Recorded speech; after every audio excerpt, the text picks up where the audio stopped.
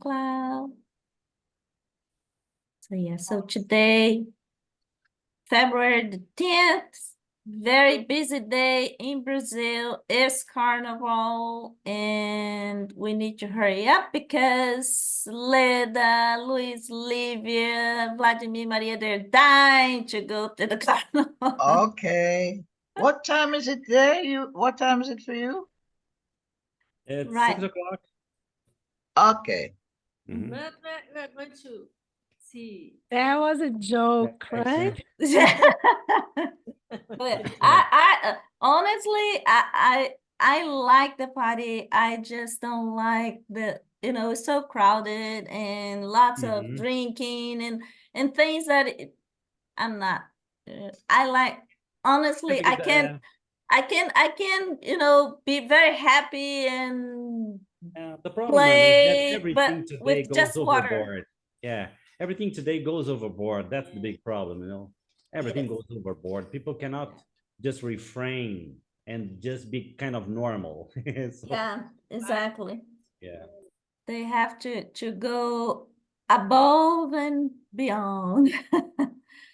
So February the 10th, and as usual, we should today start with our prayer, but thinking about the ones in the carnival, enjoying carnival, so hoping that they will enjoy it, they will enjoy other parties everywhere in the globe, but they will also be safe, Stay responsible. safe. Yes. Yes. Yes. Yes. So inviting our mentors, individual mentors, the mentors of this group, the higher beings, they are already here with us. Thank you for your presence. I really appreciate that.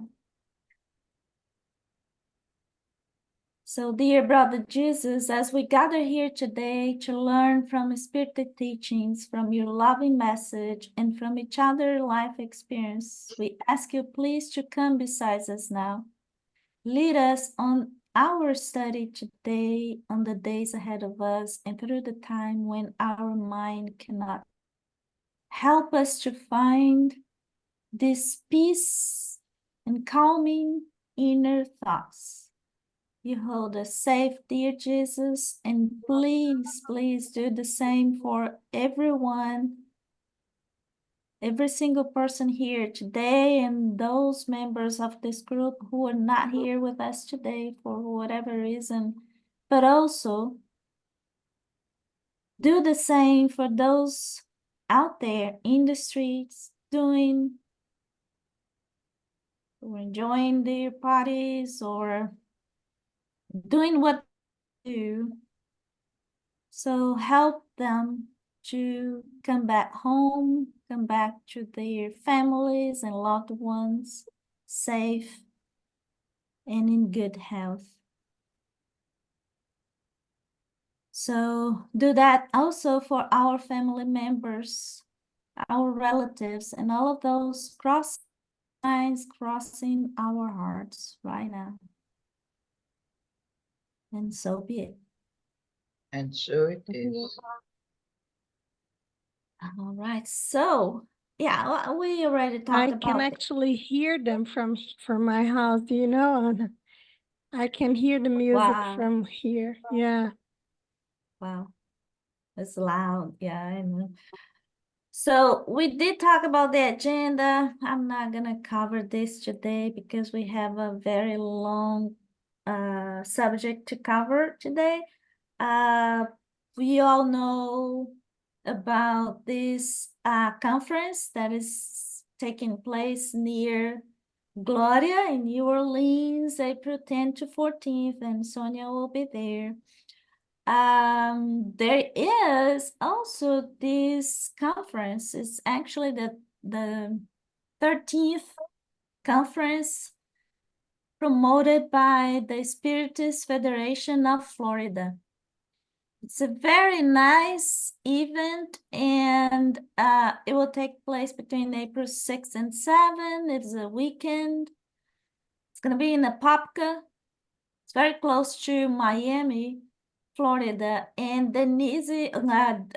Divaldo Franco will be there. I happen to know No, some, what? not Miami, Orlando. Orlando, sorry. Why I have Miami in my mind? Just I don't know. Yeah, thank you for correcting me. Orlando, yes, very close to Orlando, and Divaldo Franco will be there. Some members of this group, yeah, will be there. I'll be there, and Gloria and Carol, and I'm so excited because the last time I saw the Franco's talk was what 40 years ago, 30 years ago.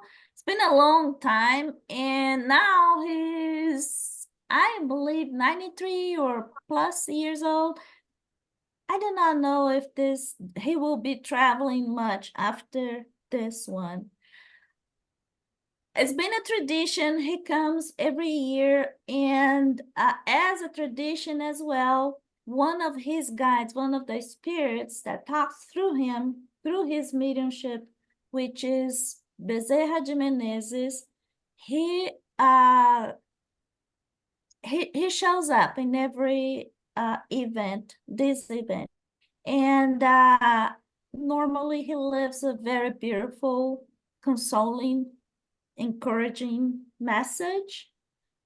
There is a movie about this spiritual guide, Bezerra de Menezes. I do not know if has been translated. I believe it does have the subtitles in English, but it's an old movie. I won't say old. When I say old, say it has been out there for more than 5 years. So that's the name of this movie, Bezerra de Menezes. And this spirit used to be one of the spirits talking through Chico Xavier's mediumship as well. So very high spiritual guy, and what else can I say? Very known in Brazil, very respected spiritual guide. So and Divaldo will be there, so you can barely see his picture, but Divaldo is this guy, and he was, while Chico was still with us, he was a good friend of Chico for a long time. They used to talk to each other. They used to take advice from one another. And as a matter of fact, the first time that Bezerra de Menezes talked through Divaldo Franco, he thought it was so unusual that he had to talk to Chico and ask if that was correct, if that was right, and what else he had to do, he should be doing, because such a caliber of this spirit. He's a very elevated, if you will, spiritual guy. Actually, Anna, Mm. remember that the Bezerra de Menezes lived in the beginning of the 20th century, Mhm. and he was called the doctor of the poor in Rio de Janeiro. Yes. A very charitable person, spiritist, and he was one of the guys who founded the Brazilian Spiritist Federation. By the time, Yes. by the time that the spiritist circles in Brazil had to be hidden from the police sometimes because Yeah. yes, they were pursued I by believe he has been the in authorities. jail himself. Yes, maybe. Yeah, in one of those meetings. As a matter of fact, and Luiz, you may confirm to us, but Bezerra de Menezes, according to some mediums and authors, he was, one of his incarnations was Nicodemus. People say this. Yeah, the famous Nicodemus in the Bible. So Yeah, so I'm glad that we'll have the opportunity to see these guys in April. And I'm so excited to meet Gloria and Carol over there. I don't know if it's Nicodemus or if Zacchaeus, right? I've heard that he was Zacchaeus. Yeah. Zacchaeus, exactly. Yeah. Yeah, not Yes. Nicodemus. Yeah, I'm If switching you the remind me. yes, yeah, Zacchaeus. And I'd like to talk today before we get started. I'd like to share this story from Chico. So over here, we see Chico's family. It's not the entire family, just some of the sisters. But over here, you see his father, his stepmother, Cidalia. This is Chico. A bunch of small or young brothers and sisters. And over here, we see Chico, his brother, José Xavier, and another brother, Raimundo. And this is José Xavier. Well, what happened? The story is about this brother of Chico who suddenly died. All of a sudden, he died, and he used to be one of Chico's helpers, most dedicated helpers. As he died, so suddenly, he left a widow and several kids. So Chico's nephews and nieces. What happened was that the widow, Chico's sister-in-law, was mentally ill to the point that with that shock, she could no longer take care of the kids herself. So she had to go to a hospital and be there for quite a long time. In the meantime, Chico was doing all the things that he was doing, working to, provide for the house and now provide for the kids too. And the Spirit Center, all the, social work that he was doing. So it was overwhelming to him. But most of all, he was hurt because one of his helpers, was no longer there, his brother. He loved him a lot.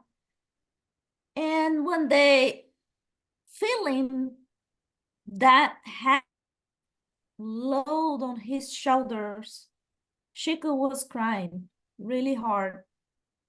And all of a sudden, Emmanuel appeared to him and what he was doing. And Chico said, "Oh, didn't you know about it, José Xavier, that he died?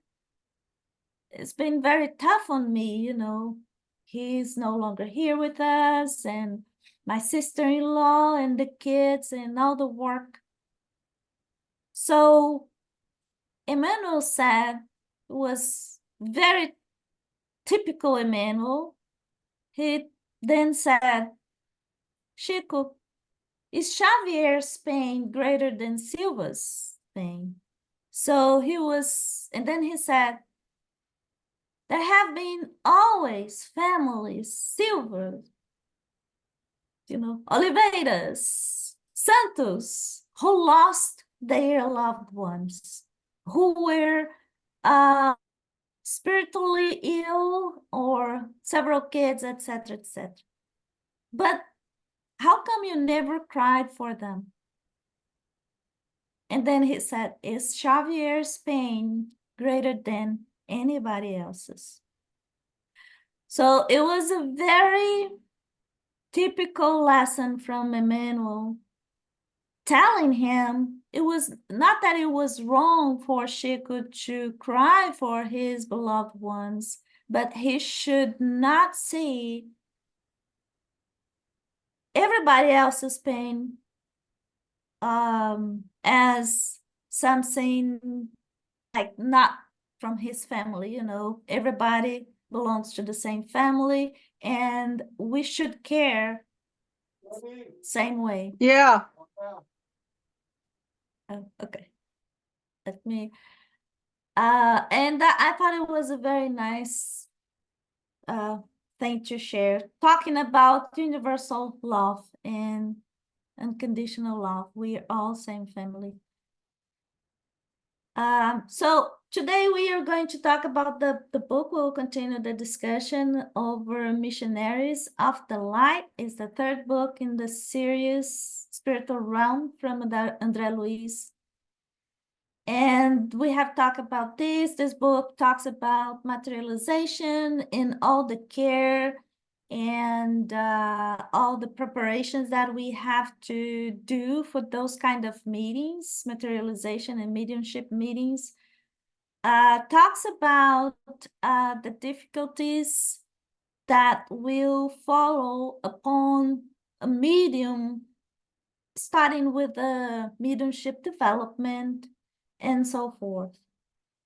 Last time we stopped right there. Chapter 4, we were talking about vampirism, and we decided to cover this chapter a little more in details, just because it's so there are a lot of confusion about what the concept is and what people really understand by that. But vampirism is nothing else but a process that we promote that to ourselves as we hold for a long time lower thoughts and lower feelings like anger, or we practice addictions of various shades, and then we create a condition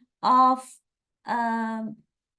being sick, spiritually speaking, and by doing so we create the right conditions for those type of process like vampirism to establish, to stick with us. So I remember we discussed about this, showing like saying that vampirism is like this sandwich. If we just leave a sandwich unattended on top of the table for a while, for long days, this is gonna happen, right? Lots of fungi and all kind of things is gonna rot that food, it's gonna go bad.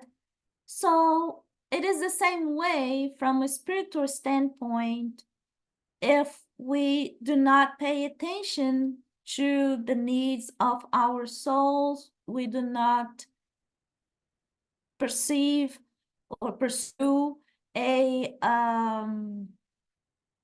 spiritual, how can I say, spiritualism education, or we do not try to educate ourselves, or we do not put any effort in improving ourselves from a spiritual standpoint. So larvae and those kind of things will show up, and that is just the beginning of the vampirism process. I believe we saw this video from Luiz. I will try to play this video the moment that he told me to play, but just so we refresh our minds, I will do it again. Let's see. It's under 10, 14, 50.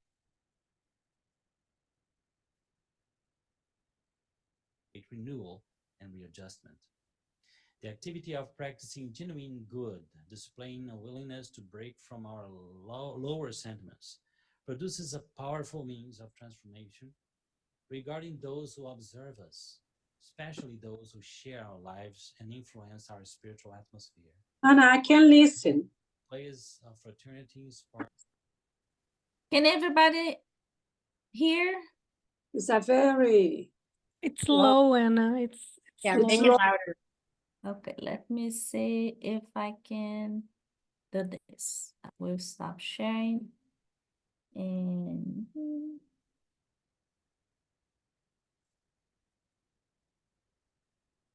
let me share again.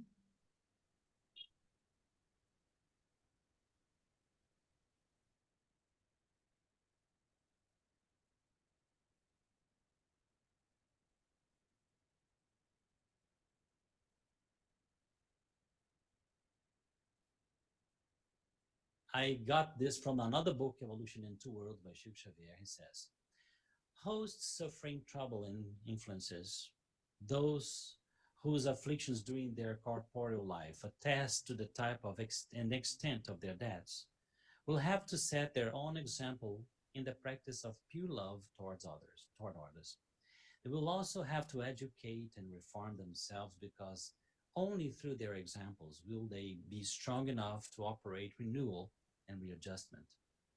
The activity of practicing genuine good, displaying a willingness to break from our lower sentiments, produces a powerful means of transformation regarding those who observe us, especially those who share our lives and influence our spiritual atmosphere. Moreover, our displays of fraternity inspire edifying and friendly thoughts in others, thoughts which, in successive circles, are continuous waves of renewing energy, modify our worst enemies' hostile intent towards us. So now we come to the treatment. We can talk about how this happens in our circles. So, Luiz, you want to comment anything? Yes, I'd like to say that with all the work with the spirit release meetings, it's something that is very true. It doesn't matter how many spirits can be removed from your place, from next to you, if you don't change.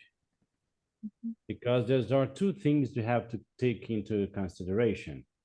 There is not only your habits, your bad mental and sentimental habits, attracting the spirits at the same level again to you, and your debts, your karmic debts that somehow open a little window, a little door for some bad influence to get in. So the only salvation is charity, but charity not only in terms of physical, but in terms of benevolence, to become a benevolent person, forgiving person, understanding person. This can, sensitize those who are called, so-called your enemies, to, give up putting on you. Yeah. Thank you, Luis. And I just wanted to comment this. This is the very last information on the spiritual vampirism. In his book, Medicine of the Future, from Dr. Paulo Frutuoso, he's talking about this process.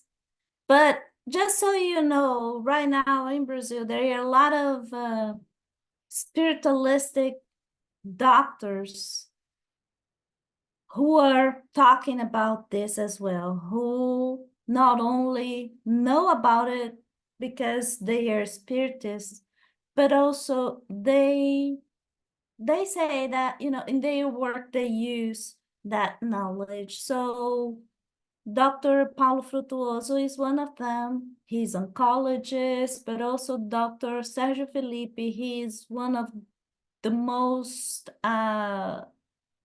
he's most known about, because of his work about the pineal gland. He's a neurologist, but he's also talking about vampirism, and he does talk to his students about it as well. And same with Dr. Décio Iandoli. He did talk to us, neurologists as well. So right now, lots and more professionals,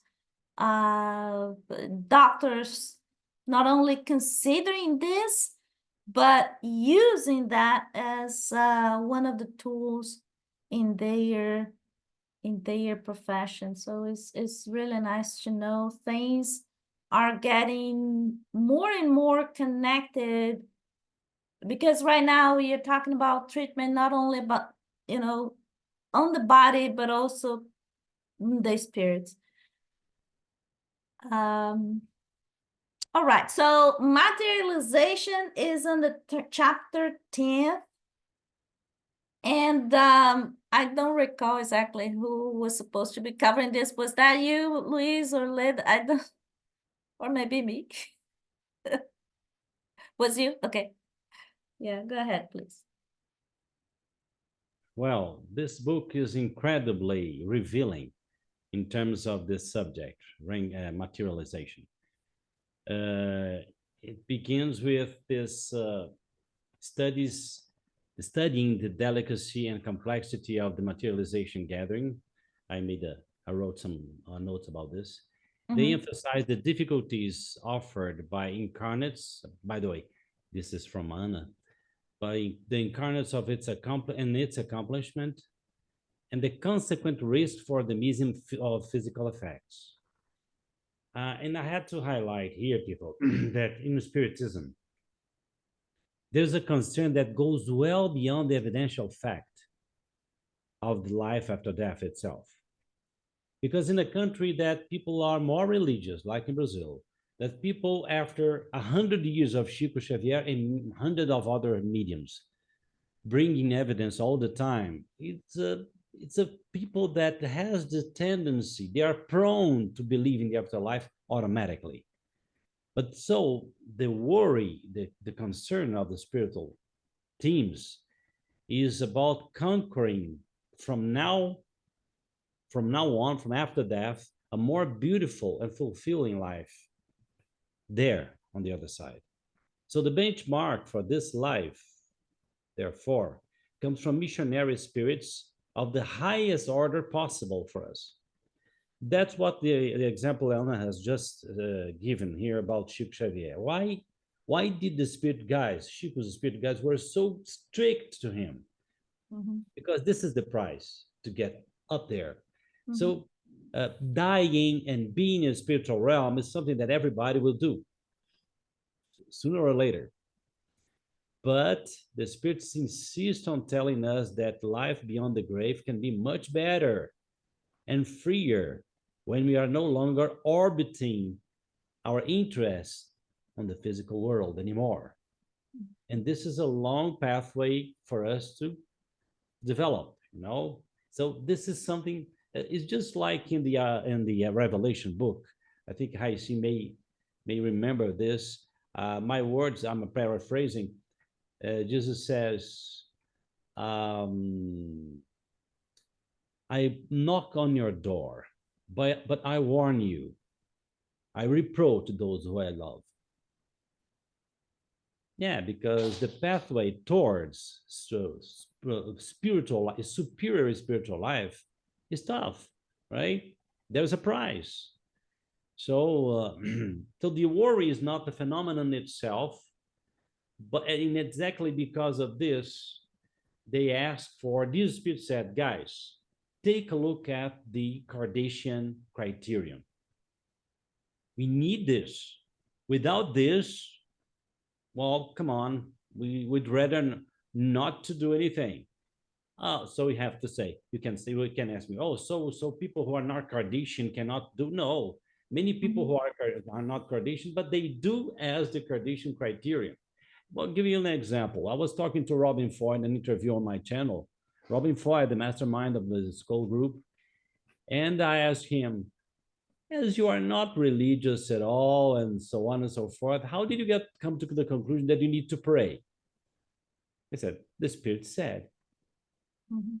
The Spirit said it was something that was needed.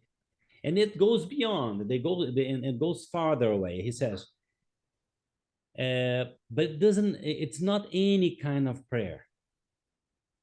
The prayer of the group needs to be the reflex or the result of all the days before, what they've thought all the days before, what they felt all the days before, right before the meeting.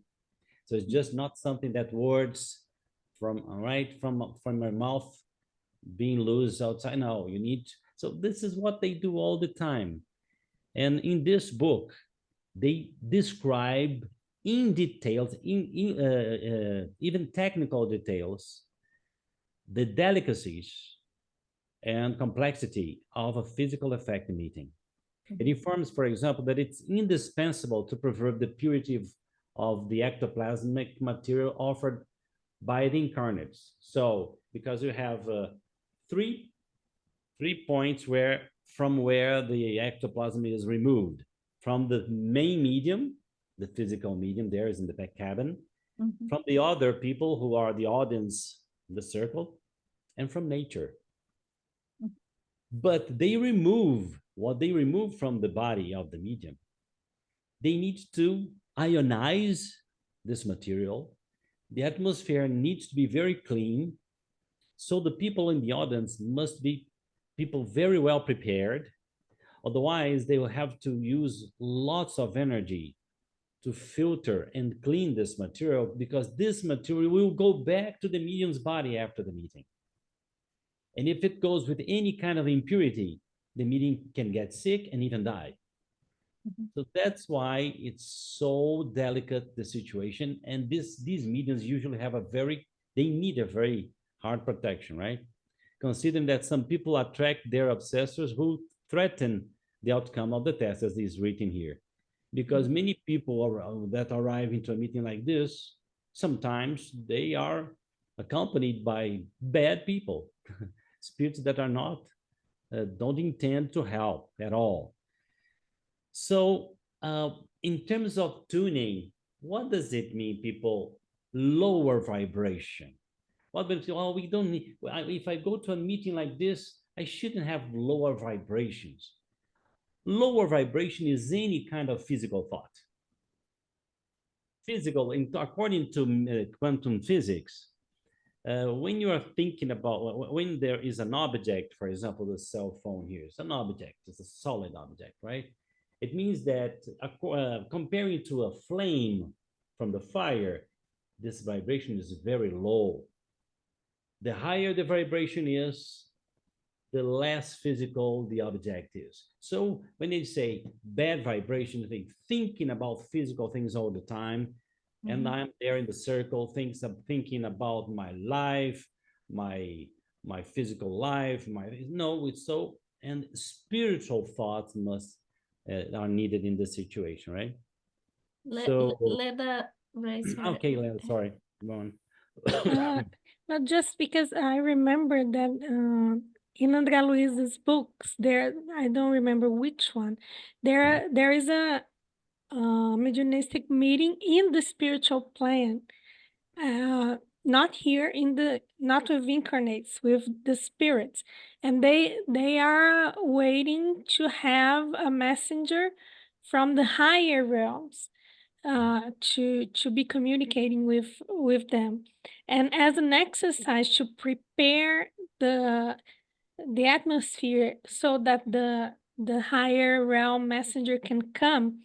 They have an exercise that they have like a blank screen, and they divide the spirits there to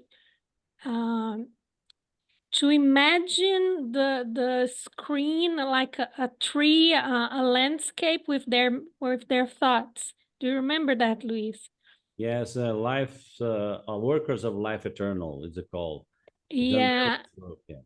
And then Andrea Luis had the task to create the flowers at the top of the tree, at the bottom of the tree, and it was very hard for him because as he was starting to imagine and remember the flowers, he was sent with his thoughts back to his home as an incarnate and back to his family. Yeah, he was nostalgic. Yes. And that was hard for him. So that's just an example of even with our greater intentions, with our greater trainings, we can still get messed up with our thoughts, right? Yes, and there are many bad situations that happen to, just like Helen Duncan in England, when the police broke into her house and she died one week later because they broke into her house and she was having physical mediumistic circle happening. So it was really tough. And then it's what's written here is spiritual collaborators arrive with luminous substance extracted from plants and water to reduce the number of vibrations favoring the materialization of Alencar spirit that exercises considerable control over the young medium. Being assisted by Veronica, a former nurse in the crust, who subjects the medium to magnetic operations to support the processes of nutrition, circulation, metabolism, and protoplasmic actions.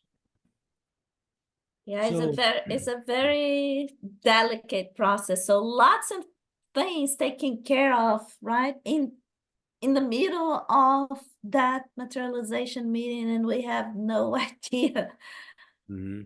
of what the spirits, the ones organizing the meeting or doing the actual job, what they have to be attentive to, right?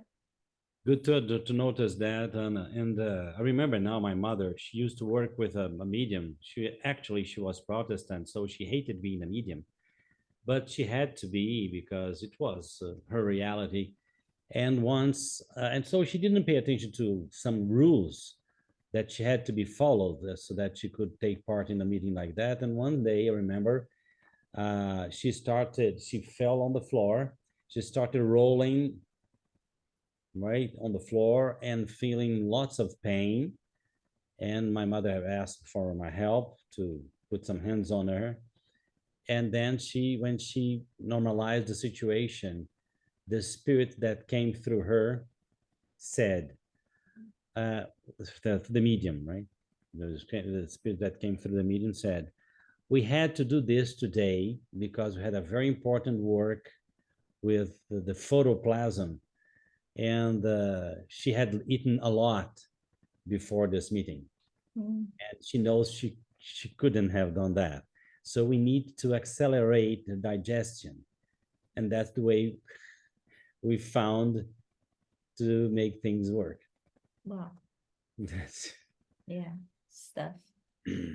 so that's it. So people, it's lots of details like the dark residues lodged in the vital centers are expelled and all the most important glands begin to grow intensely. So all this work is only possible if the group is tuning in with these kind of guys.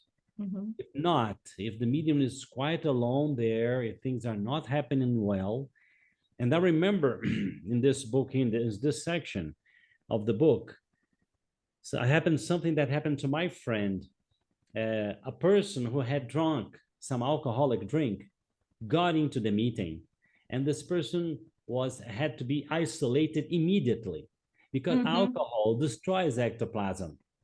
That's exactly what is here. I do not know why I got wrong, but it is exactly that, Yeah, someone who exhausting drank. principles, yes. Yeah. And I So remember a friend of mine, he went to Rio de Janeiro. He participated in a meeting there of materialization. It was a direct voice. It was direct voice because they couldn't have a materialization in the meeting. But he said to me, Sergio, I don't know what happened. Just before the meeting, just when I got into the room, I felt so bad that I had to leave the room and I started throwing up. And I said, did you drink anything or had you drunk anything alcoholic before the, oh, just a shot of red wine. I said, oh, come on. Come on, of course, you were ejected from the meeting because alcohol, right, really destroys it. You cannot be there. If you stay there, just like in the book, the spirits team has to do make a lot of effort to isolate you. And that's what they did. It was an alarm during the meeting. Someone came and said, look, Mr. What's his name is coming in with this these ethyl principles, exhaling this kind of thing. So they had to act around the clock. Yeah, it is important to mention that, right, Luis? Like the materialization meeting might happen, but it might not happen to the potential if we are draining the energy and the ectoplasm that is being manipulated. If we are draining to take care of other things, so nothing goes wrong, right? And it requires, in my opinion, sorry to interrupt you, it requires a lot of a loving atmosphere. That's why I think these home circles, like happened in England, like the Skull Group, the Harrison's family, they were more, these things were more feasible to happen. Because in an institution, I've worked in several institutions, right? Everybody, one come from one background, the other come from another background, everybody very different. Things happen, but in a, at a lower level of, how can I say, quality. Yes. Yeah, exactly. So that's why it's so important for us to keep our thoughts elevated, like you said, loving thoughts, loving feelings, and sometimes, like over here, they sing a lot. So, but in Brazil, there is a difference because in Brazil, if there is somebody singing, it's gonna be a very calm and how can I say, harmonious, relaxing music. So because more than anything, they want to prioritize the harmony and the balance of the meeting. Yes, and I remember that Chico Xavier took part in some meetings with Peixotinho, the greatest materialization I spirit. have a question about this. Yeah, go ahead. Yeah, and in this, several characters of the André Luiz books materialize, like Clarencio from the book Astral City, the minister of Nosso Lar, like Sister Sheila, right? And with the nurse from Germany. And Chico Xavier said, some people said, Chico Xavier said that, no, Chico Xavier, some people saw Sister Sheila materialize, luminous, beautiful. And she went one by one, sitting in a circle. But when she arrived in front of a man, her light kind of dimmed, kind of lessened in quality. And after the meeting, they asked Chico Xavier, why did it happen? And he said, because the guy was not tuning very well at a high level. So when she arrived in front of him, she almost disappeared. Right? Wow. That's it. Wow. I was going to ask about Peixotinho. Yeah. Peixotinho, his daughter died suddenly, so he was in pain for most of the time. He was very distressed about that loss, and because of that he used to drink. So how exactly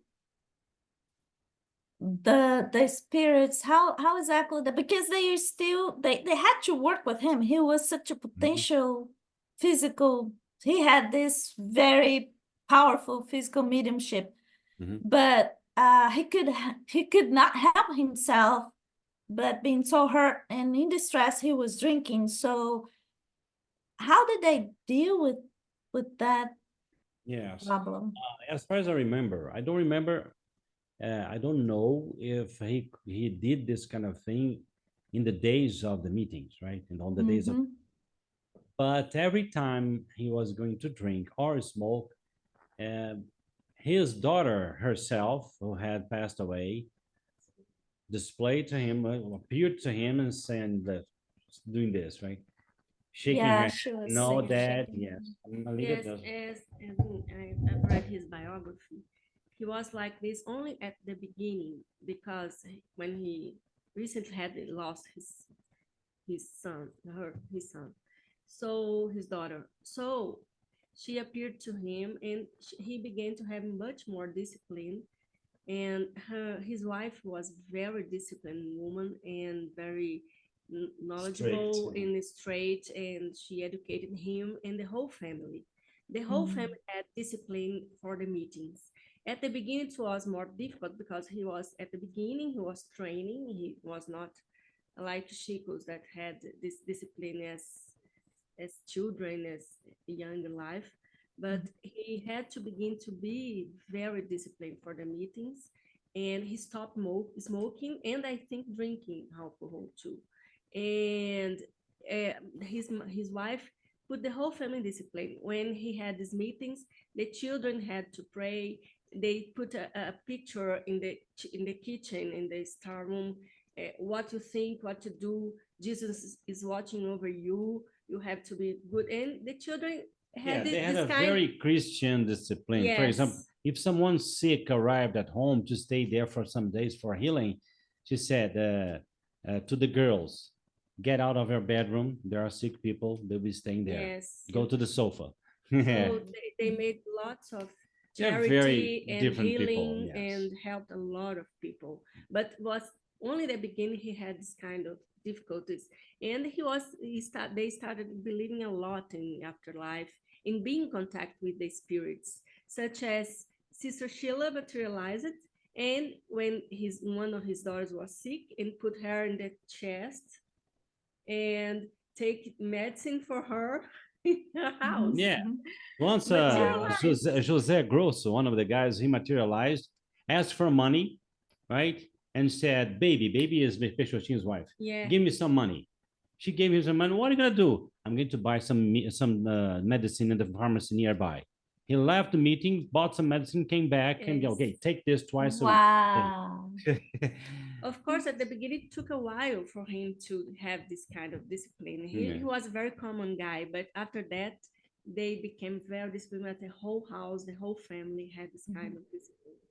And one That's thing awesome. about materialization that I'd like to notice to tell you that Chico Xavier for 1 year, right? Yes. He practiced materializations, wonderful ones. Yeah. Up to the moment that one very night, a guy about 2 meters tall materialized with a symbol of the South Cross on his chest and a torch in his hand, saying, Chico, your duty is the book. From now on, forget about materializations, right? Was that guy Ismael? Emmanuel. Yeah. Emmanuel materialized, With dressed the- in a Roman style, Oh. very tall guy, right? And this is famous. I know the guys, I met the guys who participated in this meeting. Yeah. Arnaldo Rocha, for example, one of them. He said it was beautiful. But Manuel was very clever. He let Chico do materialization for 1 year. Many kinds he has. Even Spanish dancers, right? Materialized, dancing, things like that. Wonderful luminous materialization. But one day, Emmanuel materialized Chico. Enough is enough, right? Yeah. But for Peixotinho, it was his mission. No, Peixotinho, this And- was his task, materialization. Yeah. But Chico, the book. And Arnaldo Rocha asked himself, because sometimes he got sick because of the materializations. A lot of energies were spent from him. And Arnaldo Rocha asked for him, why don't you stop that? Like Chico, Why don't you start another kind of The mediumship? spirit says to me, that's my mission. It's Wow. different from Chico's. And he had a very, very interesting problem, is that he healed many people, but he couldn't heal himself because he had asthma. And the problem was, he said it was because in the past he was an enslaver, a person who traded people in the basements of the ships, kind of choking, suffocating, So because of this, he had this asthma, and he couldn't get rid of this asthma so fast because he was paying for his debt from the past. He had a debt. Wow. Yeah, look at It that. was a very funny case that one guy, because he was in the army, his captain came to him and said, I know you have this problem of asthma and things like that, but there's a guy here in this town that's healing everybody. So he was talking about Peixotinho himself. Peixotinho. He didn't know. So why don't you go there? You can be healed. Didn't say it was himself. He didn't say. He was afraid to say it in Because the army said that won't he was the believe. medium, the He healer. was the very same medium. Yes, can heal yourself. Yeah. Lots of stories. Okay, that's it, people, about materialization. Okay.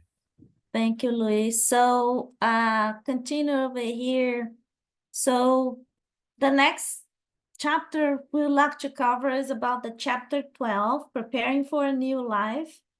And as this chapter unfold, the case of this guy, his name is Segismundo, and Segismundo is someone who is about to engage in a new journey on earth.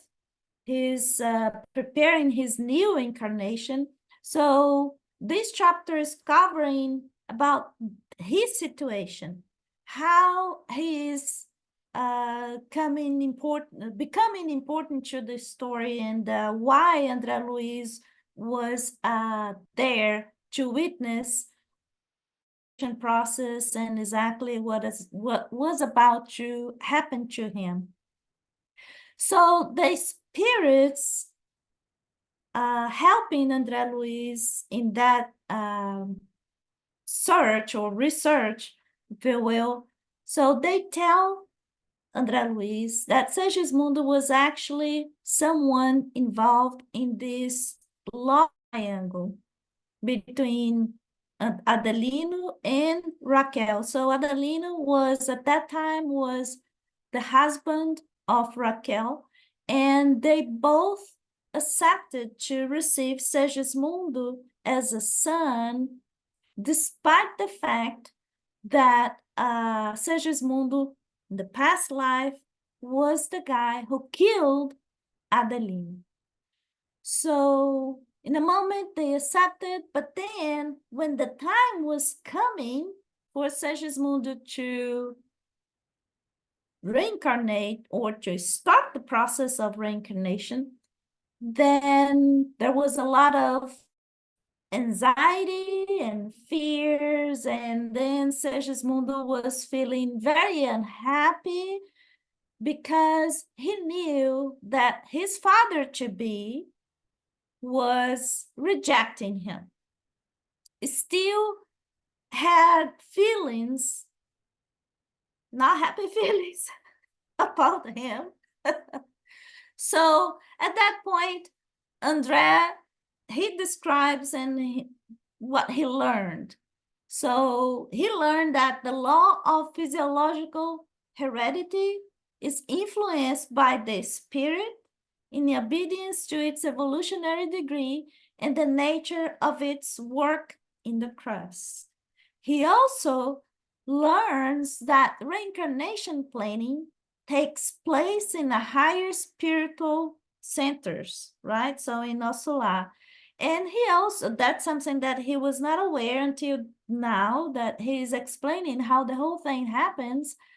And also he learns that the spirits that stay in the lower zones, pay attention, folks, because this is probably the majority of the people incarnating or reincarnating. The spirits that stay in the lower zones receive the cooperation of benefactors located in the higher positions, or receive the blessings in the intercession of friends and affections, meaning that not everybody will have that planning, will have the same experience as Segismundo. That experience, by experience I mean, will not everybody will be conscious in the moment that we are reincarnating or we start the process of incarnation. There are some folks that they do not have that condition, if you will, because they are situated in those lower zones, but they need to reincarnate. So there will be people, benefactors, playing roles and acting on their behalf and making the whole thing happen. In that chapter, they talk about the completist or completist spirits. So what is that? So those completists, I think that's how they say, how that we say, completist or accomplished spirits, I think. That's a better translation. So are those who take advantage of all their possibilities and despite of all odds and challenges, they go ahead and they fulfill their mission.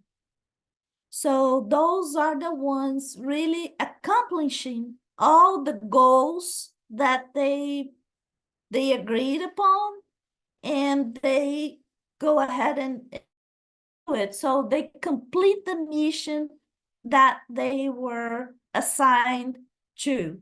And then they that's how the book says, next time they will have the chance to be heard their reincarnation planning, and not by coincidence, but the majority of those spirits, when they are ready to reincarnate, they say that upon returning to Earth, so before they come to Earth back again, they will request less graceful bodies, but with resistance for healthy life, and flee from experiences that may distract them from the path of realizing the divine will. So now they have those ones completing their mission. Now they have a better consciousness, or they are more enlightened, if you will, and now they are able to see exactly where the challenges are, or the things that they can cope with, the challenges that they can cope with. And this, they do not care about beautiful body or wealth or success, those kind of things. This means nothing to them. They rather want to keep on going their journey. And now is we talk about the chapter 13, and is about reincarnation. And the chapter, what is the number of the chapter? This chapter, Preparing for a New Life, is actually an introduction to what is coming in the chapter 13, reincarnation. And I think, Leda, you would like to talk about this one? I can say a few words about it. Can you hear me well? Because Yes, I'm in the very cell well. phone. Yes. Okay. So like you said, this thing about reincarnation is very much like the parable of the talents, right? Because we know that we are given so many talents, like beauty or intelligence or money, and we have to use them to do good. And if we don't use them to do good, we'll be responsible for that later, right? So some spirits would rather have fewer talents and not be distracted, as you say, right? Or not make more mistakes, because knowing ourselves, we know that some of us, if we have beauty, will make mistakes in the sex area, in the sexual area, or if we have a lot of money, we'll make mistakes using that money just for ourselves, and so it goes on. Well, back to Segismundo's story, it shows us how you have a mission that you design that mission there in the higher levels, but when you have to put it in practice, the difficulties they start.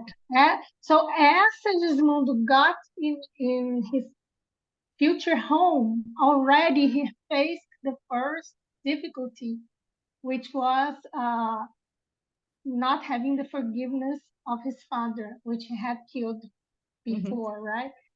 So he started to get sad because he was so excited and so with so many plans, and then there was the first obstacle. But then with the help of Alexandre and Luiz and the team, they could talk to them, and that's so interesting because always when you have a new spirit reincarnating, they always have this talk, which even though when it's not, there's no death in the past, right? But they always talk to the parents to have their acceptance and their commitment. And because they respect us so much and they want the mission to succeed. So they always talk to the parents and see if they will accept that mission. And as they could do that with Segismundo, they could use they could fazer o laço and to tie the knot, right? They could tie the knot. Make bonds. Them. Make bonds, yeah. Yeah. And it's like what the book is saying later, that in relation to the parents, they have to have their acceptance, because the purpose was not to violate the parents' free will, right? Because those thoughts of violating the free will or creating any other lower feeling can intoxicate the fluids, or the seminal fluids, or whatever, the cells, and then can jeopardize the whole mission, right? So yeah, they could compromise the mission. Of course, we know that there are reincarnations in the lower levels, and then they won't do that, right? But the higher spirits, they always try to have our commitment, and we have to accept it, like you said, because of free will, right? yeah. So when they don't do that, it's the lower levels that sometimes they have reincarnations they took as an assault. Am I wrong, Luiz? I don't know if the word's that they take by assault. They kind of break into the future mother's body, yes. Yeah, okay, thank you.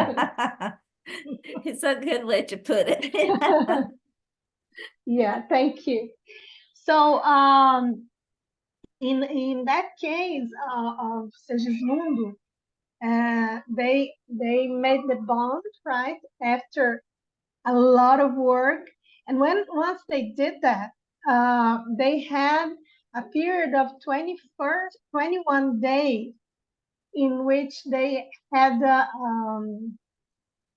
an entire team of spirits taking care of that bond, of that mother and that spirit that was starting to form, of that body, of that baby that was starting to grow there. And in that period of 21 days, they couldn't have even visit from other spirits. They isolated the room and the house completely. So that's amazing, because nowadays we take it for granted sometimes, and moms don't even know that they are pregnant many times, right? And it's a moment, this 21st day. They are a very important moment, because everything can go wrong if it's not well treated. So they have a special team of spirits that would isolate it and will take care of them at this moment. And they say that many abortions happen at that time, and not because of spiritual reasons, but because of our reasons. And sometimes it's because of parents who change their mind and don't want that spirit. So Raquel and what was his name? Adelino, they didn't change their minds, but many parents, they change their minds and they don't want that spirit unconsciously. I'm sorry, not consciously. That's it, So, unconsciously. yeah, unconsciously. So many abortions happen because of that, because we want to escape from the responsibility.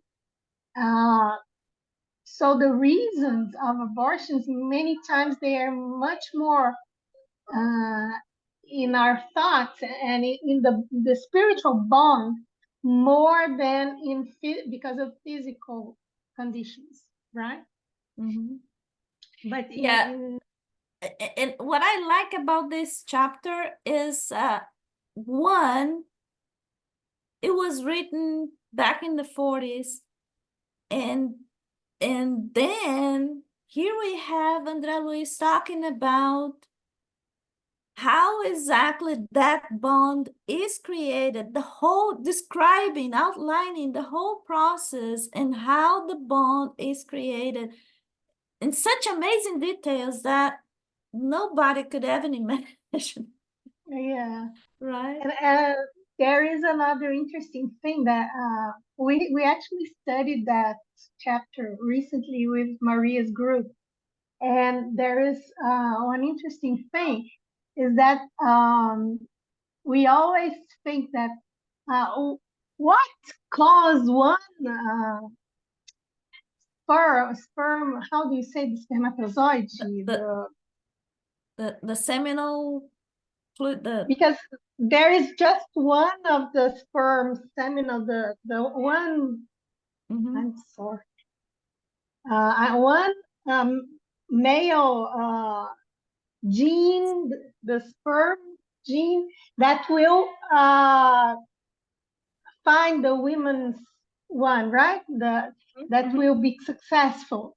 And why is that? Is it because it's more stronger than the others, faster than the others? And no, they say in the book that this connection happens because this is the one who holds the DNA, all the chromosomes. Yeah, he holds the best connection to the spirit there is there. So the spirit must be there, and the spirit will attract the best connection for the purpose that he's bringing to the reincarnation. So it's something natural. It's something automatic because it's natural. It's the nature of the spirit that's there that will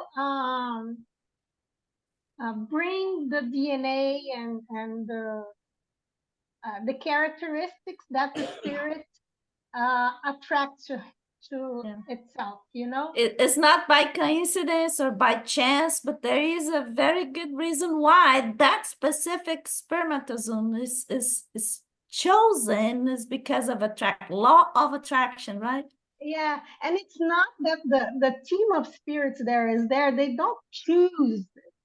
It's natural. The spirit attracts it, you know? Yes. So this is an interesting thing as well, because we attract all that we are and what that we want to be because of our vibrations and who we are, you know? Yep. Livia, you wanted to say something? No? Yes, it was just to collaborate with what she said, and they kind of could magnetize the sperm. And yes, maybe it's only what they said. Of course, it's much more when the spirit have this kind of merit. Of course, Leda said it's natural, Of course, it's natural. Sometimes the sperm goes through to the ovule, just what the symptomy, as you said. But when they have merit, when the spirits have this kind of merit, the spirits can intervene. Interfere. Yes, and can do something to help a little bit. Mm, By the way, That's- people, before we go, because in the 7:50, I'd like to, can I share a picture with you? Because I found a photo, a guy who drew, he was present in this materialization of Emmanuel, and he Mhm. drew a picture, mhm. right? I'd like to know, to show you. Yeah, you can share, but before you go, you have to make me the host again. Okay, So yes. All right, let me see. Show you the picture. It's gonna be right here. So the guy who he was an artist, he was present, and this is Emmanuel materialized, very tall, Oh, in his Roman garment with a torch in his left hand, and saying, "Chico, your job is the book. Materializations, enough is enough. You know, from now on, wow. back to the drawing board." Isn't that It's beautiful? beautiful, isn't it? Yes. Mhm. That's it. Beautiful. Yeah. Thank you for Okay, now I'm sharing. gonna share it for you again, right? Yeah, you just make me the host again. Mhm. Okay. All right. Thank you. So as we continue, and we are about to finish here as well. So as we continue, still talking about the reincarnation, one of the things that the book mentioned is that the incarnating process is monitored until the age of 7. And I never knew why 7. Everybody, I heard so many people talking about that, and finally in this book there is a reason why. It is because the perispiritual body, which gives shape to the all the to the cellular elements to the body, is strongly rooted in the blood.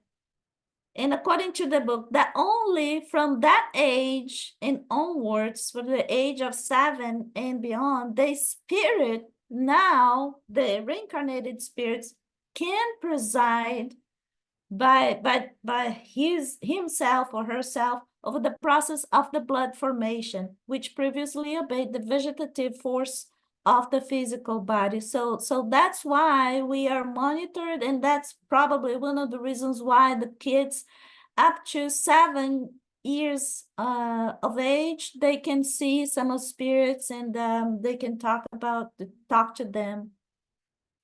So there is also a very nice thing that they cover in this, the book that Andre Luiz mentioned in this book. It says that the earthly creature is not subordinated to hereditary forces, inherits tendencies and not qualities, that the first surround the man from an early age, not only in his transitory body, but in the environment in which he will live, and that the second will be the result of his individual labor.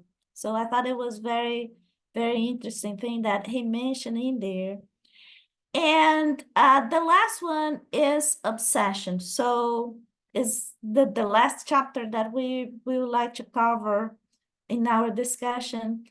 And the chapter 18 is covering about obsession, but I think when Luiz was talking about vampirism and that process, he kind of covered a lot of the material for obsession as well. This chapter will outline or will describe how the release meeting is done, is performed, how to be organized, evidently this is talking about one of the meetings that André Luiz witnessed, but at least in the centers in Brazil and some over here in US, they try to follow the same format. So there will be mediums, there will be collaborators, there will be people being assisted, and there will be a dialoguer. But one thing that we need to keep in mind is the same way that will be a format. So there will be people here, incarnated people here in that meeting. There is also another very important group, by the way, without this group, nothing happens, is the spiritual guides or the real organizers from the other side, handling the whole process and making sure that everything is in place, everything is under control. And one thing that I learned as I read this book is we talk about, okay, so we are going to help this person that is suffering from obsession, but the point is nothing will happen if from the spiritual side, the spiritual guides or the higher beings, if they don't first talk to the obsessors and have an agreement with the obsessors to come over to the meeting, to listen to some of the concepts or ideas, that person needs to listen. So there is an agreement. Everything is handled in such a way that does not violate anybody free will, anybody. So it's very interesting to see that. What else can I say? Oh, there is a very nice thing as well that Alexandre, the guy that is helping André Luiz in this book, he says that only the patient who voluntarily becomes his own doctor can be cured. So nobody will be healed if that person, the ill one, does not do all the things and, does not follow all the recommendations and, things that the spirits and, the group will trying to help that person will say to him or her. So Alexandre also says that 90% of the obsessions will remain painful or will stay because the obsessed ones sometimes do not unfold remove the blindfold, so they do not realize that they are really sick and they need to take care of themselves. So doesn't matter how many times we take that person to a release meeting, but if that person is not taking care of their vibration, the level of their thoughts and such and such and such, so that spirit, that obsessor might go away, but then there will be another one, in a few days after that meeting that will create the bond, the link, and boom, the process is back again. What else we can say? Oh yeah, and then they say, consider that the results achieved in the task of assisting the obsessed are not always satisfactory, but that no one with common sense and with love in their hearts abandons the pre-agonic patient, admitting that there is no cure.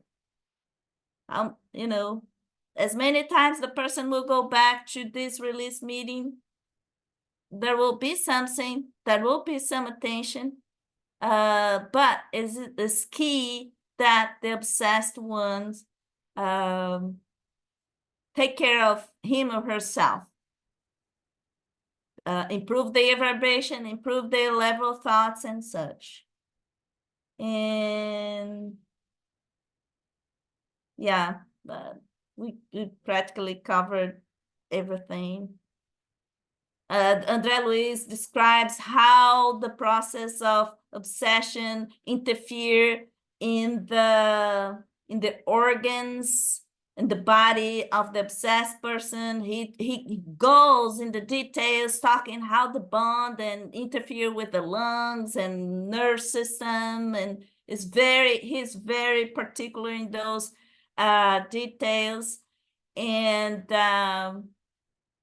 then they say that Alexandre talks about the physical consequences of the prolonged obsession in the obsessed person, emphasizing that the removal of the executioner does not mean the conversion of the victim as in the end of his or her suffering, as the eventual removal of the obsessor does not always mean the extinction of their death.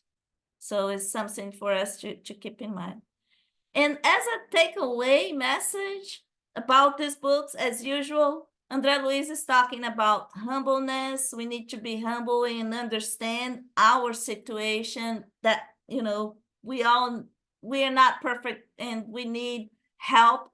And this is the time for us to do our homework. This is our time to grab the opportunity and exercise. And like he said, I love this, sweat now so you do not cry later. This is our time to educate and enlighten ourselves, always overcoming inner barriers. It is crucial that we learn, or we know about ourselves, learn how we function, and our strength and weaknesses, and so forth. And as usual, the consoling message: the learning path is infinite. So the progress will not stop despite of our inability sometimes to deal with our problems, but the progress will never stop. It may slow a little bit, but we will progress no matter what, because that's our destiny, and we know we are immortals, and that's our destiny to walk in this journey to perfection. And also, André Luiz talks about acquiring balance and discernment. So discipline our minds, discipline our thoughts, our emotions, so we will not be deceived. That's our one of the things that he mentioned for us to succeed, to be successful in our missions.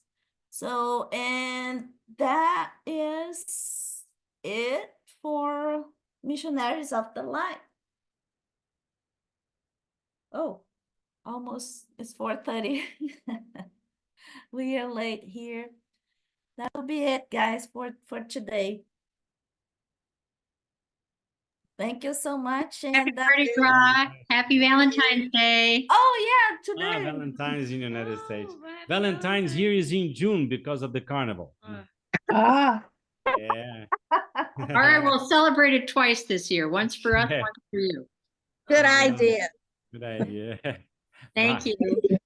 Thanks See a lot. you guys. everybody. Thank you. Take Bye. care. See you another day. Talk to you Saturday. Bye-bye.